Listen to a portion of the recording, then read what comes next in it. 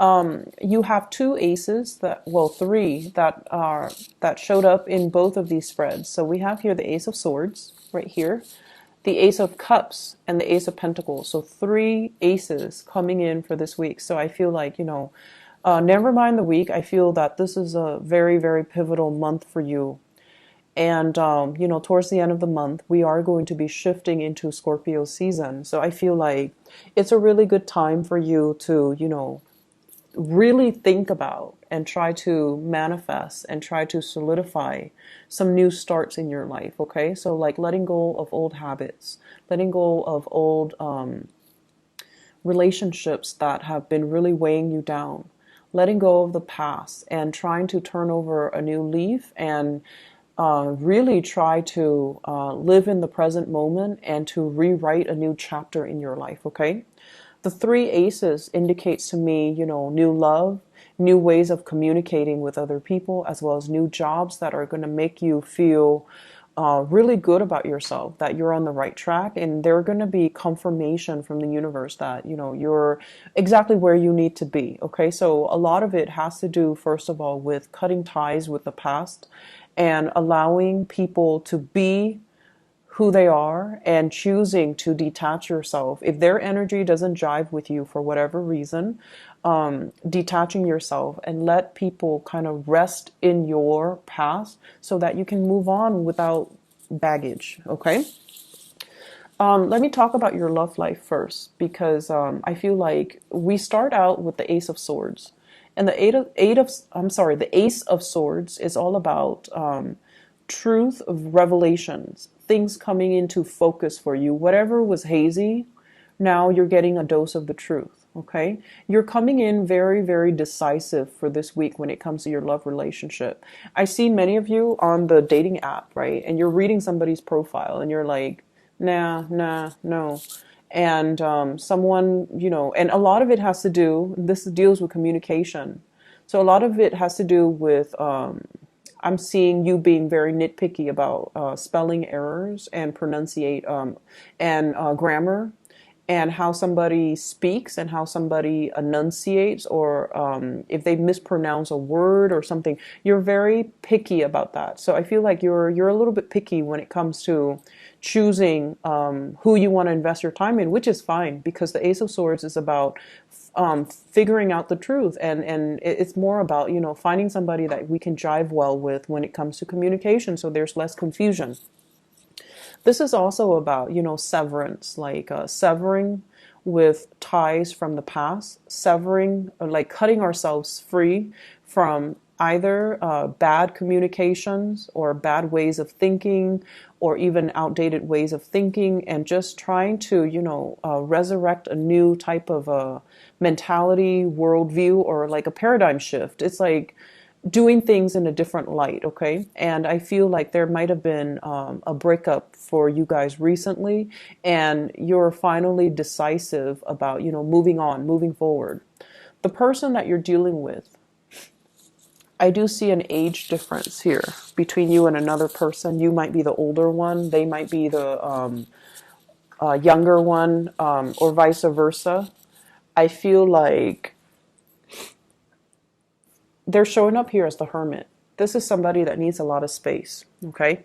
This is somebody that is very spiritually aware. They seem to me to be like a world traveler. They've collected a lot of experience and knowledge and wisdom and insights. And I feel like they need a lot of space. So if you are communicating with somebody and they're not really responding, it's because they're at a point where they're going into like introspective mode, and you're not able to reach them. They turn off their phone, they kind of ghost you, or they kind of block you.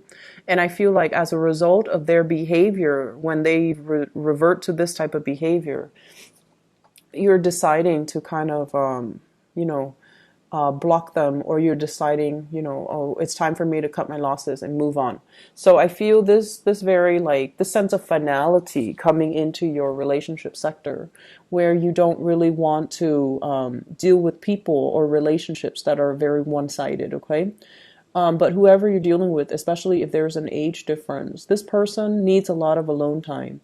They like to have, They like to ponder over their problems, so they don't like a lot of noise in their environment. They might not like a lot of communication.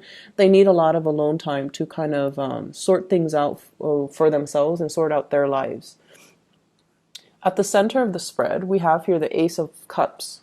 And the Ace of Cups basically means, both of these are your energies. So I feel like you harbor a lot of love and affection for another person. And this is sort of like the big love, okay? Feeling like the other person really understands us. It's not just, passion and chemistry. It's almost like feeling a very strong soul connection with another person and trying to understand, like where both parties are trying to really understand each other. And the communication might flow really, really well between the two of you. And so naturally you feel like they're your counterpart. You feel like they're the person that's been missing all along. And I also feel like this is being that this is new love. I feel like you have to sever the whatever linkages or whatever baggage you have from the past in order to allow new energies to come into the picture. I feel like there's somebody coming right at you. And once again, I do see an age difference. I feel like you might be dating somebody who's significantly younger, and they're really, really just eyeing you and making kind of like that they're beelining it for you. So I have here the Prince of Swords. This is somebody that is very, very intelligent. Okay, in a way, they're kind of emotionally stunted. Okay. And I feel almost like, well, this is a energy of an air sign, Aquarius, Gemini, and Libra, but it's a knight, so I feel they embody the energy rather than are that energy. And this is someone who's very enthusiastic about you. They see you as someone whose energy is very open, very soft, has a lot of love, and has a lot of emotional depth and a lot of strength of character. So I feel like you might have communicated with them and there's revelations about you where they're like, wow, the Scorpio has a lot of inner strength. They've been through a lot of things in their past, but they're not crippled by it. They've grown stronger and wiser. And so they really appreciate hearing your stories. They're very enchanted by you. And I also feel like they're going to make their feelings very known. They're going to be contacting you heavily. And the thing about air signs in general, if they like you, they'll contact you 24/7. They'll forgo sleep if they need to. The minute that they stop communicating with you, that's when it's over. That's when the feelings are no longer there. But this person is at a point where they're very passionate about you and they want to set up dates. They want to get to know you. They want to, cross paths with you. And I feel like they know you are a really good catch. So they're going towards you because they don't want to lose you. And what I have as well is their energy is so it's so directed that it can feel a little bit unnerving from your end, okay? This is the Seven of Wands, feeling like we're the center of attention, feeling like things are happening too fast. All the pointy, spears are like, it's pointed at you, and I feel like you're unprepared for it, or it's happening too fast, too soon, and you're feeling like I'm not ready. You might be at a point where you just recently broke up with somebody and you're not too anxious about starting a new relationship. You might want to go out and have fun and, kind of take things lightly. But this person is just like very, very much like their energy is so concentrated that it can feel a little bit unnerving. I see somebody who's very intense, who's very impatient as well. And I feel like it makes you a little bit nervous because you're like, well, let's just get to know each other. Let's slow things down a little bit and let's, talk. And then they want to, rush the relationship along. I see an element of distance between you and that person. So that might also be another reason why they're trying to rush things because, timing is a major issue here. I feel like it's happening too fast for you, and whereas the other person feels like it's happening too slowly, okay? But either way, you have great people in the spread, and I have all signs, honestly. And I feel like there's an air sign, Aquarius, Gemini, and Libra.